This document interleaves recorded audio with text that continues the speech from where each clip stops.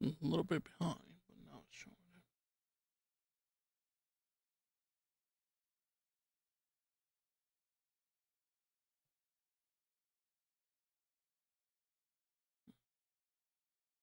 1 minute.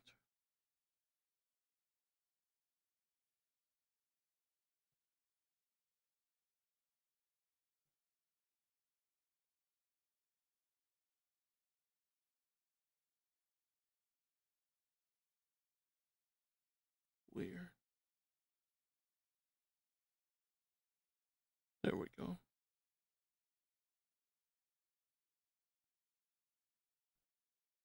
Alright, that's that.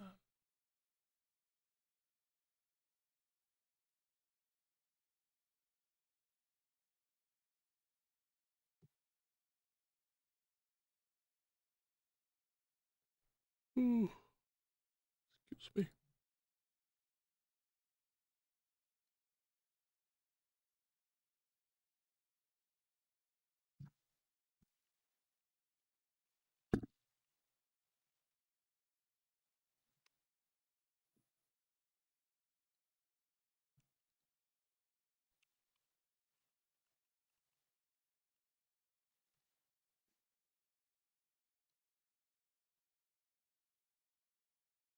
And over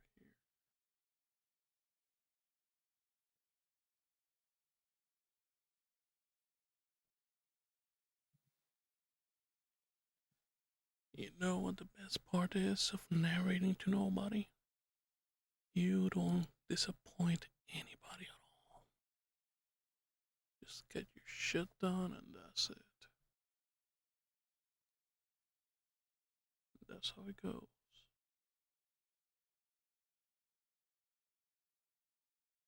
Let's make this a little bit bigger.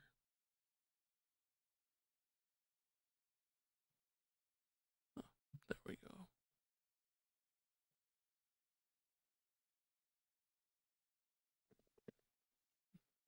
Y'all might be asking, hey, Gamma doing 2 live streams in a row?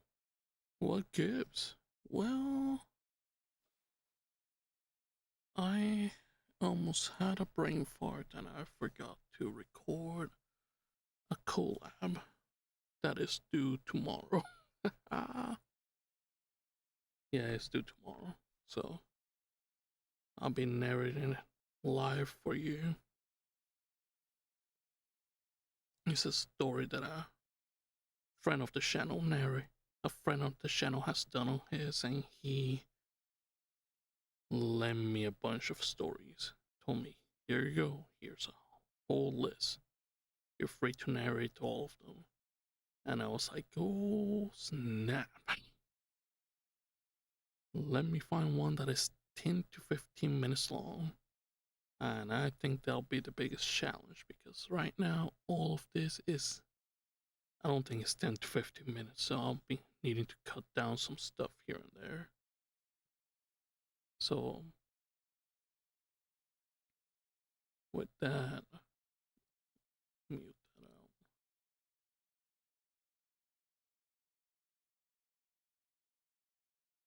Whew. With that, now now everybody will know what's coming.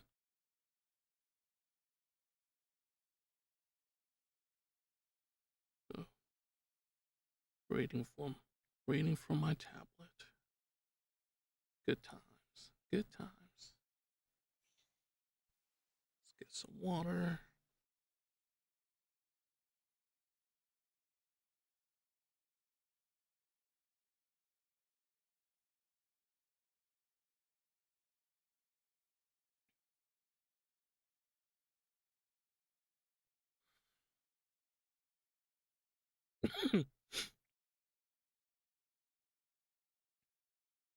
And get the story started.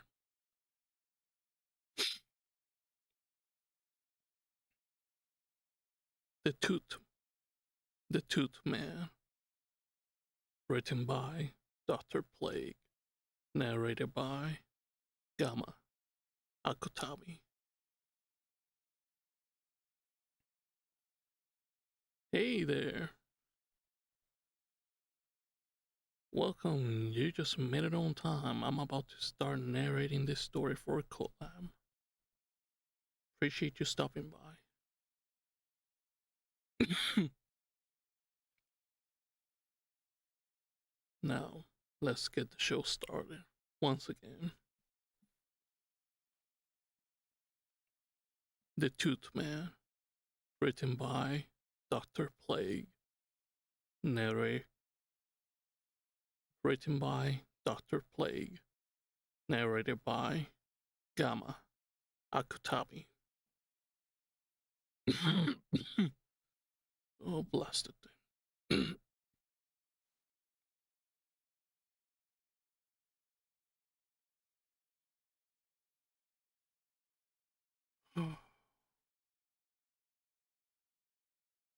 They pull him from the lake, and they say his skin was as blue as the ice on the lake. They checked his pulse and found him stone cold dead. They loaded him into a wagon and took him into town, the body bouncing like a stone as they rode. Whenever it was that the bumping stopped, none of them knew. But when they arrived in town, they found the back of the wagon empty. He had our full attention as the tale found its crescendo. They had lost the body somewhere, and when they told the sheriff, he had made them go back the way they had come from and look for it. No matter how much they look or how far, no matter how far, no matter how. Oh, not sick. It's just been a long day. More like a dry throat. Appreciate you two stopping by. It's been a while since I seen you here, anime. Appreciate you stopping by. Back to the story. They had lost the body somewhere. When they told the sheriff, he had made them go back the way that he had. They had lost the body somewhere, and when they told the sheriff, he made them go back the way they had come and look for it. No matter how much they looked or how far they went, they couldn't find the frozen body, and wouldn't until morning. The sound of a ship crunching against John's teeth sounded very loud in the sound of a ship crunching against. Oh, that's true, anime. That is true. Such is life.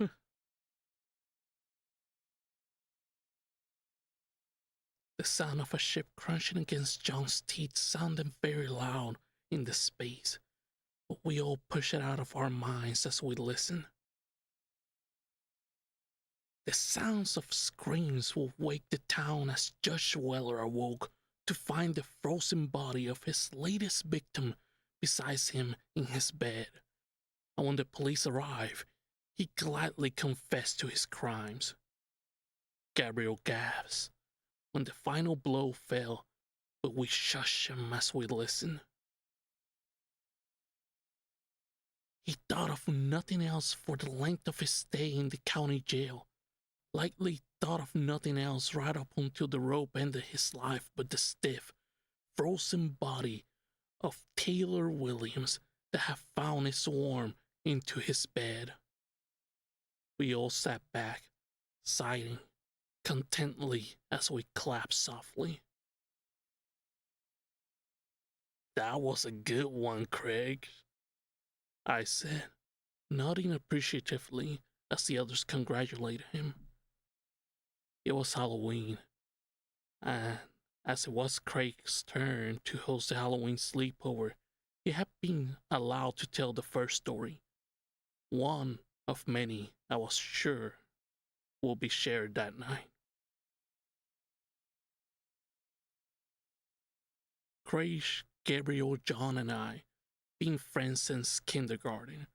Our town isn't very large, maybe 25,000 people tops. And when we realized we only live a few streets away from each other, it was a done deal that we will be best friends for life. We spent our days riding bikes or playing video games or just enjoying each other's company. And we didn't see an end to those days anytime soon. As we got older, however, Craig and I developed what you might call a bit of uh take that from the top. As we got older, however, Craig and I developed what you might call a bit of a rivalry. Whether it was video games, Pokemon cards, bike races, or whatever we did, the two of us had to be the best in our friend group. We would do anything for each other, but it was accepted that our competitions often put us at odds. I was often the one to come out on top in this contest, and as such, Craig had begun to take them kind of seriously. Any opportunity to be the winner was a chance he took.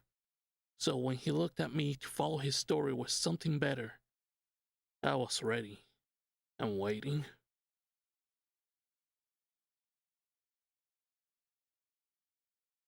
Well, this one, my dad told me about it, and it gave me the chills. They say there's a guy who walks around Carter May Park after dark. He wears a hooded sweatshirt, and no one has been. He wears a hooded sweatshirt, and no one has seen his face and lived to describe it. He told me that everyone called the guy Mr. Toot Man, and he was a local legend of sorts.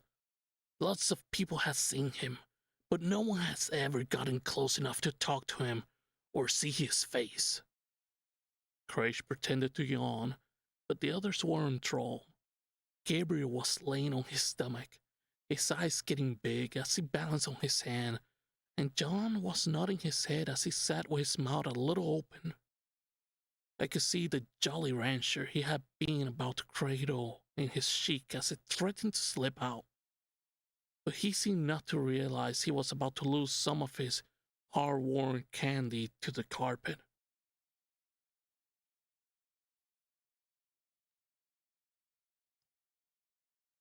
Well, my dad and his friends decided that they wanted to be the first to see what this elusive Mr. Tootman looked like. So they went to the park after dark and camped out near a spot he was said to stop at. Someone at school had told him that Mr. Tootman will stop and feed the birds just after sunset by the little fountain, and as they hid in a bush and waited for sunset, they all told stories of what he might look like. I bet he looks like a bat with long pointy teeth and drool coming out of his mouth, said that friend's Randy. Chris tried to roll his eyes, but he was clearly as interested as the rest of my friends. None of them had heard this story before. None of them had any idea of a legendary creature that stalked the park. They had never heard of it, because I have never told it, and it was something I had been saving for tonight.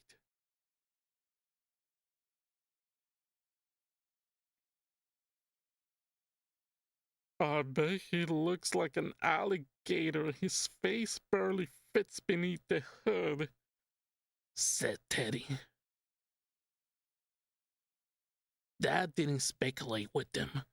He just kept washing the bench. It got darker and darker, the books tuning up as the crickets and nightbirds began their song. He was supposed to show up right after dusk. They had been told so, and they believed it. But he wasn't here, and the mosquitoes were beginning to bite. A dog barked outside, but none of them took notice. They were all too enthralled by the story to give it a thought.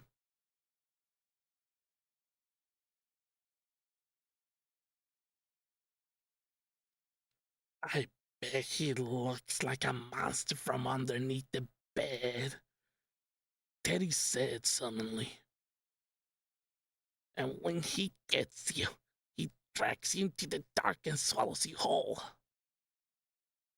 I bet, said a coal. Ooh, that caught me off guard.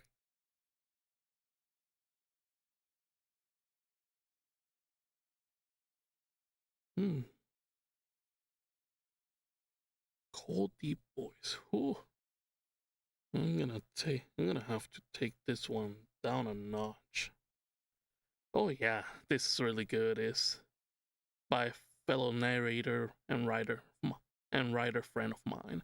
I'm also part of a group that he made. Sadly, he hasn't taken off yet. Hopefully, it will take off in the future. Now I'm gonna need to take this voice even deeper. I don't like when I do this. Mess me up for real. I bet. Said a cold, deep voice that he gobbles up naughty children who are out past their bedtimes. They turn, and there he was. His hood was down, but Dad said he couldn't see his face in the gloom. Ah, messed that line up. They turned, and there he was. His hood was down, but Dad said he couldn't see his face in the gloom. All three went tearing off as fast as they could, the Toot Man right behind them. They ran for home as fast as they were able, his running steps right behind them. Dad said he was making a weird sucking noise, like he was trying to stop from drooling at the sight of such tasty flesh. They ran and ran, but when they got to Teddy's house, which was closer, they discovered that he wasn't with them. Gabriel gasped, but it was pretty expected. They told his parents that the two men had gotten him, but they never really believed them. The police were called, and when the boys told them that the two men had gotten Teddy, they didn't believe them either. The park was searched, but nothing was found. Teddy remained missing to this day, and you can still see the two men walking in the park sometimes. They say he still sits on the bench feeding the night birds, waiting for his next victim to come wandering by. As I finish, the others clap softly, telling me that it really had been a great story. All but Crage, of course. Yeah, it was okay. Kind of unbelievable, despite your best efforts, though.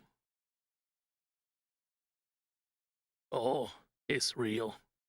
I shot back as I grabbed some candy from my nearby bag. My dad said he was there. His friend Teddy was never seen again, and his other friend Randy moved away a few months later. His parents were afraid he might go missing too, and they sold their house and got out of town. Craig made a disbelieving noise. Ah, come on. Like anyone would buy that. You made it all up. Just admit it. I glare at him, my candy still half unrolled. Are you calling my dad a liar? Because he wouldn't lie to me about something like that. All right, then, Koresh said, grinning. Prove it. I looked at him expectant. I looked at him skeptically. How? Let's all go to Carter May Park right now. It's right down the road from here, like a 10-minute walk. It's already 9 o'clock, so this tooth man should be there. We can see him and get home before my mom wakes up and comes to check on us. I started to decline, but why shouldn't we go? Never mind that we were 4 12-year-olds who were talking about going out well after dark. Never mind that we were children who were talking about going to find a creature that snatched children. It was Halloween, and tonight anything was possible. Why couldn't we go to the park and catch a glimpse of a real life monster? Tonight was the night for seeing monsters, wasn't it? Alright, Craish. Alright, Craish. Let's go have a look then.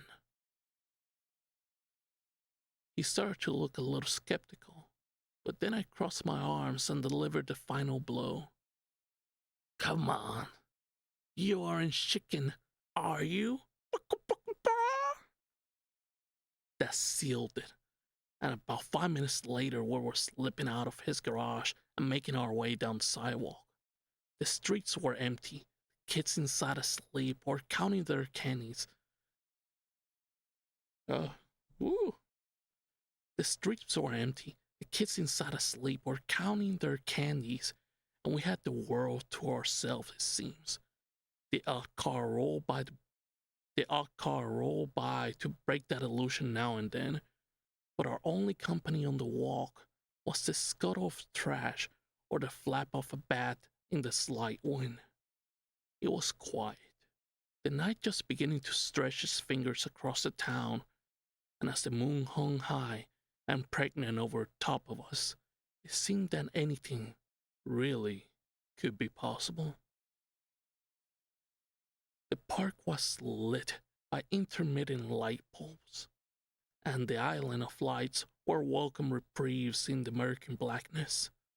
We could see the haze sculptures that the town had erected in the park, remnants of its Halloween event earlier that week, and they seemed monstrous in the quiet night. The playground was still covering the thick fake spider webs that the town had put there, and all it seems very spooky to 4 kids out past curfew. We heard the fountain before we came upon it. It was sitting in an intersection of 3 light bulbs. Bulbs. Poles, not popes. Oh, goodness. We heard the fountain before we came upon it. It was sitting in an intersection of 3 light poles, and they cast an eerie light across the ever-lapping surface of the water. Coins gleamed within the belly of that fountain. We had all glimpsed them greedily from time to time. As we got closer, we stopped at the side of someone sitting on the edge of the fountain. He was hunched over, his hinge against the back of his hand, and we crouched down and we tried to hide from him. My heartbeat was a little faster as my eyes bored into him. Was this the two men my father has told us about? No way! Gabriel breathed, slouching behind a shrub as we stared at the man on the edge of the fountain. I guess you weren't making it up. I told you my dad wasn't a liar, I said. We stood there watching for a few moments, the fountain the only noise to be heard before cracks. We stood there watching for a few moments, the fountain the only noise to be heard before Crash said, Well, go see what he looks like then. I blink. What? I blink. What? Go see what he looks like. If he's a monster, then we'll be the first ones to see his face. John and Gabriel nodded, liking the sound of this. Yeah, John chimed in. Otherwise, how do we know if it's not a homeless guy or something? You ever seen a homeless guy around here? I shot back, but Crash wouldn't be discouraged. Go over there and get a look, or I refuse to believe it's him. I tried to reason with them, but in the end, they wouldn't be swayed. So I started out from the shrub we had crouched behind as slowly and quietly as I could. There was no way to sneak up on him. The walkway is a straight shot to the fountain, and the figure was sitting on the rim of said fountain. He was going to see me, no matter how I approach, so I just figured I'd move straight towards him. If it was the Tooth Man, I would have plenty of chances to see him and run. If it wasn't, then they would let me know, and I could feel silly about creeping up on someone in the middle of the night. The closer I got, however, the more my hackles went up. The guy wasn't moving, wasn't even breathing, and the closer I got, the more the tension rose. I began to expect him to spring up and grab me, to leap up and run at me, and as 20 feet became 10, I could hear my teeth shattering. He just sat there, just leaned against his hand, and I wonder if he was trying to lure me in. I could see his hoodie now, the fabric covering his face, and I just knew that beneath it, there would be rows of teeth, or slobbering mouth, or bug eyes, or... Hello? Are you okay? I asked, reaching out to touch his arm. I expected to be grabbed. I expected to be devoured. I did not expect him to fall backwards into the fountain with a loud splash. As straw rose around his unmoving form, I began to understand. As my friends ran up, asking what had happened, I realized that I had been a scarecrow the whole time. In fact, I could see a second one sitting on the other side of the fountain. My friends laughed as they saw it too, and we all felt silly about being scared of a dumb old scarecrow. Craig was laughing. Craig was laughing, the tension gone, and I remember thinking how nice it was to see him just enjoying being my friend again. No rivalry, no challenge, just playing like we used to.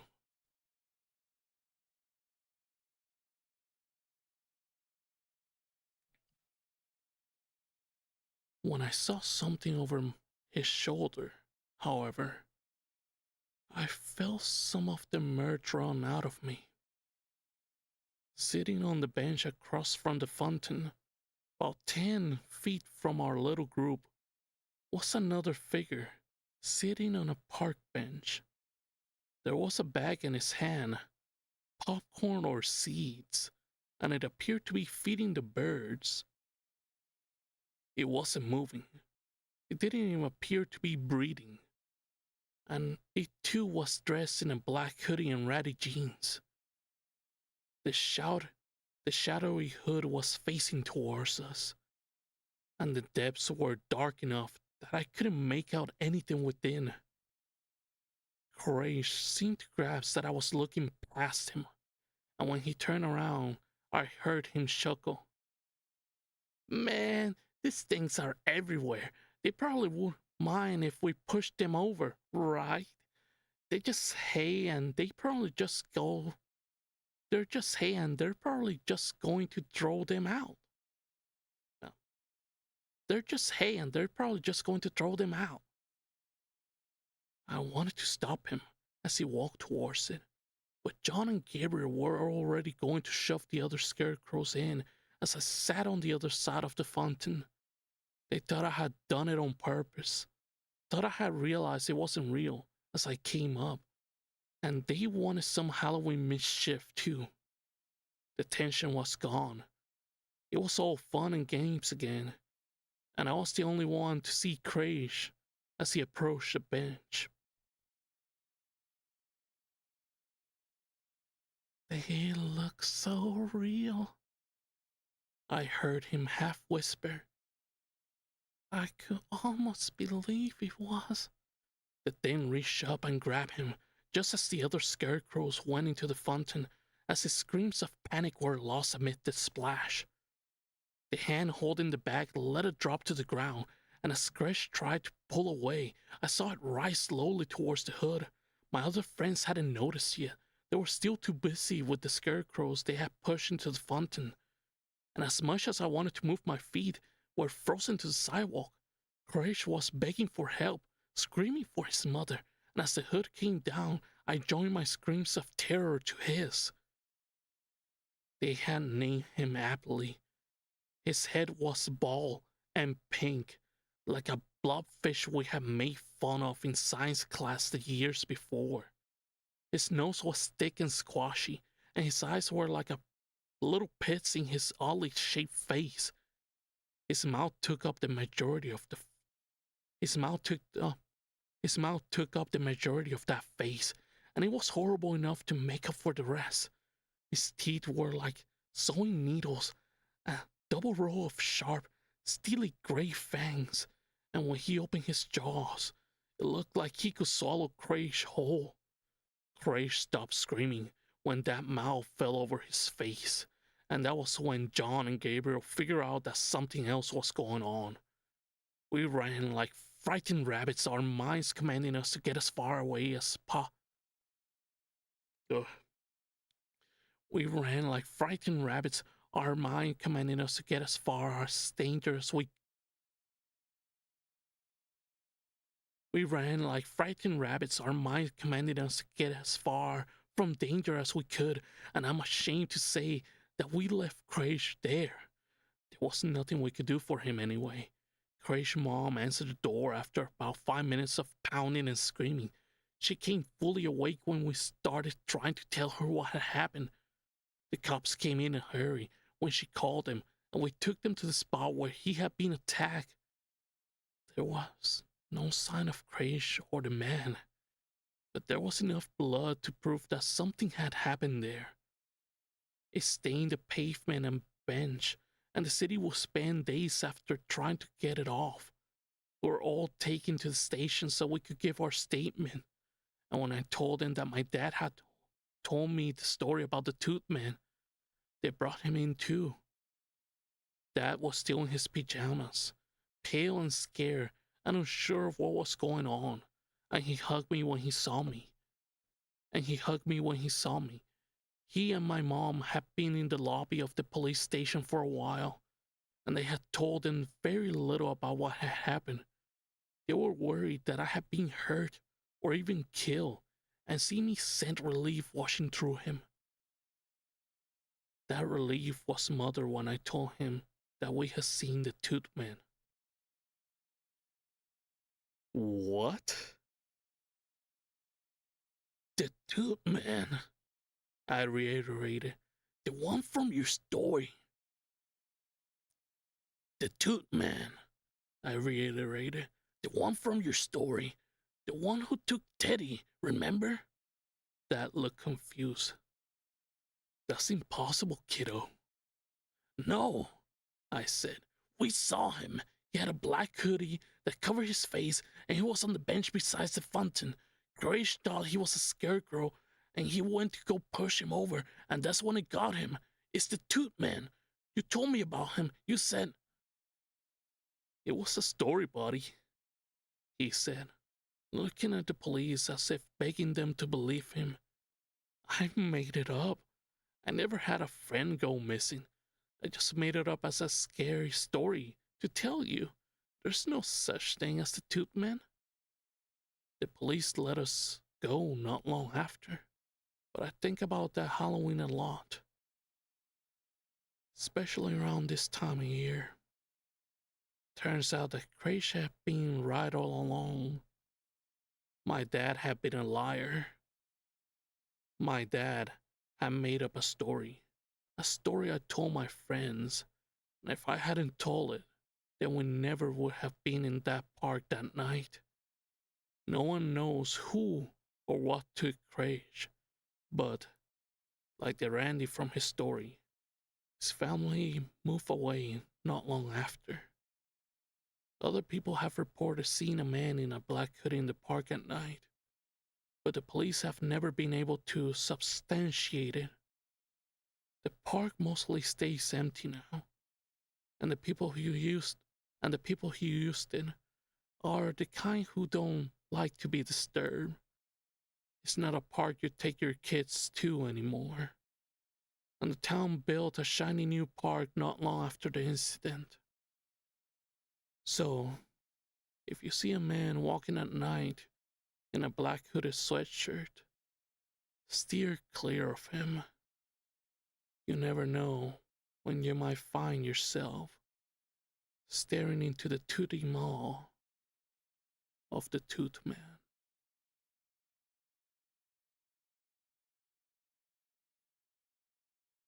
And that was the story for the collab.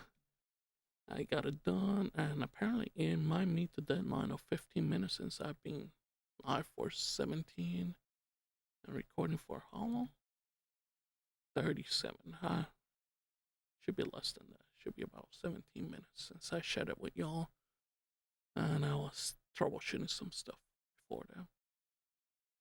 So it should meet the qualities of the narration of the collab that I gotta send it to. Well, folks, I appreciate y'all stopping by just for a minute or two. Yeah, and that's what I like. I like y'all stopping by, even if to say hi or just linger around. You never know. It's always welcome. Thank you, and yeah, Shashil. I hope that it takes off. It's a good concept, that group that he made, but sadly it didn't take off. Some some narrators went harder than others. He was even willing to provide stories for them, like, hey, just narrate some of my stories. It might help you out. Or narrate something from another friend of mine. Sadly, it didn't take off. Maybe in the future when he gets more famous. He knows that I'll be here if the group takes off again. I hope that your story is coming up. The one that you're trying to write. Just take your time. Relax. Do some research like the other day. I think it was yesterday as a matter of fact. I found a whatchamacallit, a video with advice on how to write a story. I could come up with ideas for stories, but I am garbage for them. I think they're good, but that's a bias that all of us get, especially when we write stuff. We think that is Christopher Nolan greatness, but when it's Calvin and Hobbes type of writing, yeah, that kind of stuff. No, on that one, that video that I saw, it gave you nine nine tips on how to write a short story. But I believe if you take those nine tips for a short story and just keep implementing them over and over, it might become something bigger than a short story. Or who knows, the short story might evolve later on into something bigger than itself. Oh, that's interesting. Well, be sure to write it. At least write the idea down so that way you don't forget it and it stays fresh on your head. That's a good thing to do when you get an idea for a story. Just write it down on a notepad on your phone or piece of paper if you got one. Or hell, if you don't got that and you're just on your email while doing that, just go to your email, click on compose, and say story, write it as title, story idea, and then on the subject, write whatever that story idea was. It will come back to you later on. Hell, we might develop into something bigger. Like you got the bit of the idea now, but then over time, once you read it, you go, you know what?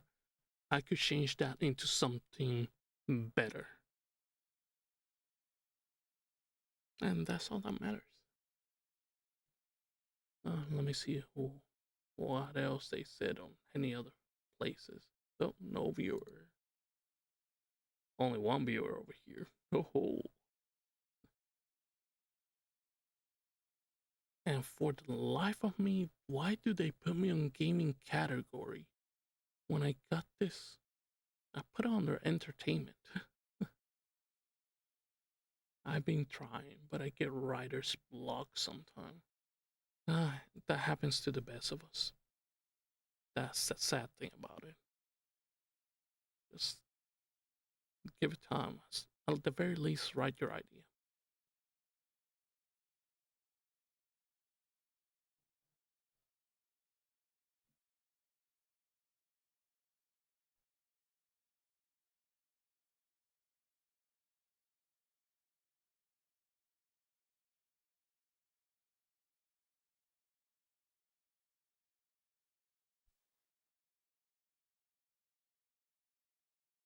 No, right, folks. Let me go ahead and stop the stream. Thank you very much for stopping by and listening to this story. Because I gotta edit this stuff out and get it set for get it set to send out to my friend. And you'll be hearing the final you'll be you'll be hearing the final product on Danny Driftful's channel on a Halloween mega collab that she's putting together. So be sure to click on my channel, and I believe she's on one of my suggested tabs in there. Click on it, give her a follow, say, hey, Gamma sent me over here. You might like her. You might like her voice. And she's pretty chill. Ah, awesome. Well, Shashelle and everybody, take care, and like always, I see y'all on the wasteland.